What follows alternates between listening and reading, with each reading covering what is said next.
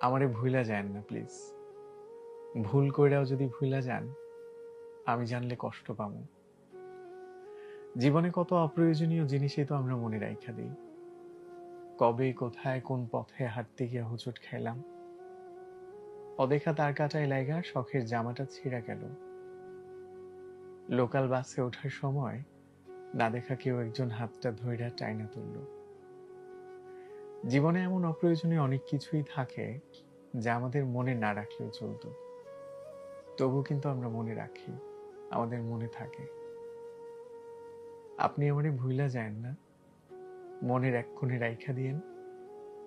ফুল হয়ে যাওয়া ফোনের স্টোরেজের মতো যদি কখনো মনের মেমোরি পরিপূর্ণ হয়ে যায়, যদি স্টোরেজের প্রয়োজনে কোনো কিছু ডিলিট করা লাগে, আপনি অন্য কিছু ডিলিট করেন।